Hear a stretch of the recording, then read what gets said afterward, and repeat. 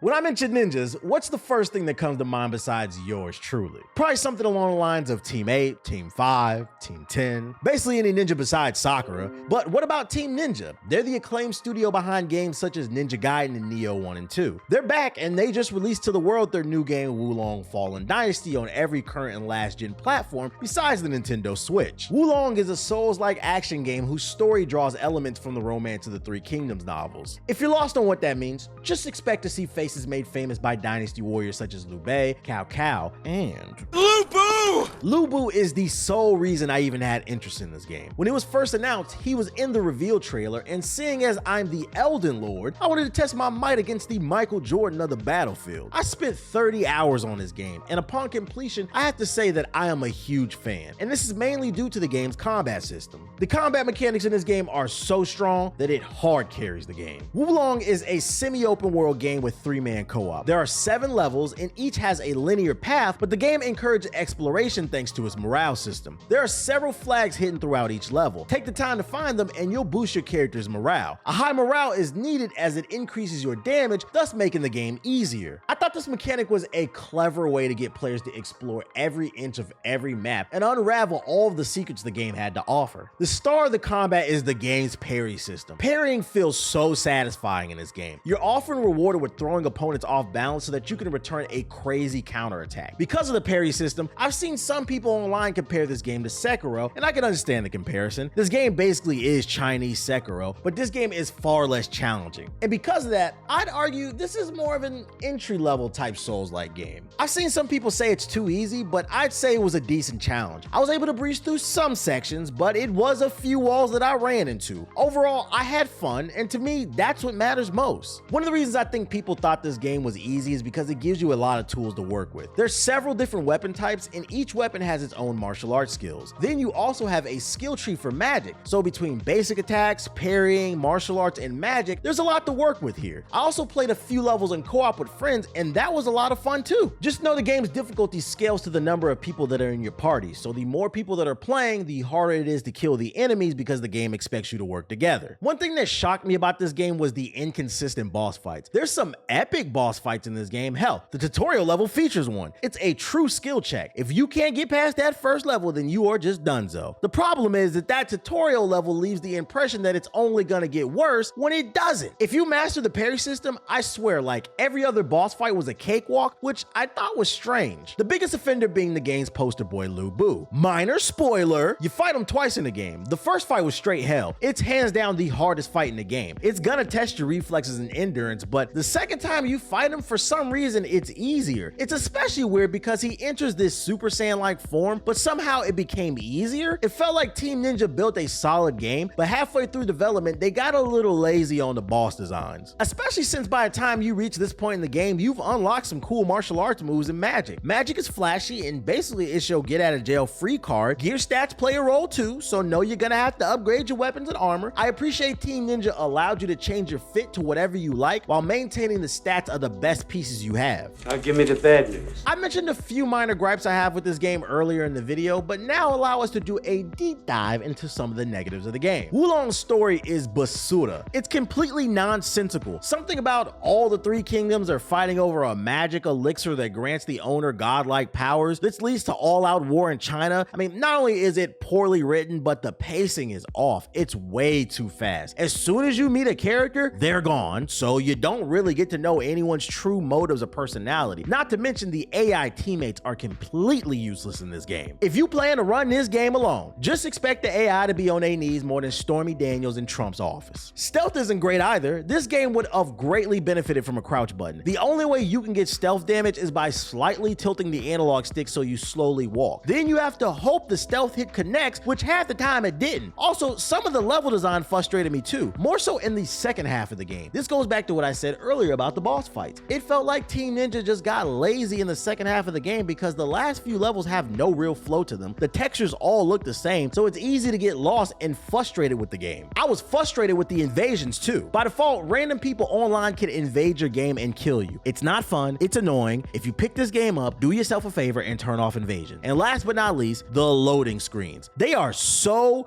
long.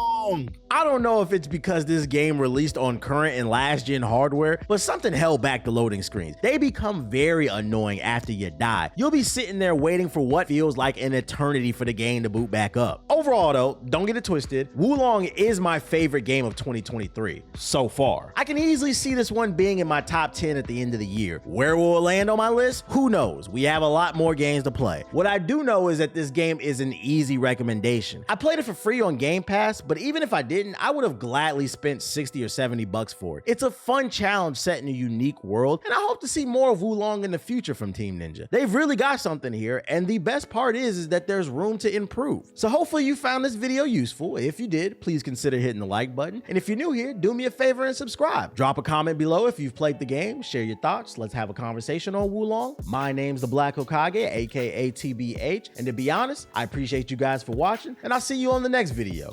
Peace. For real. I got the worst outros.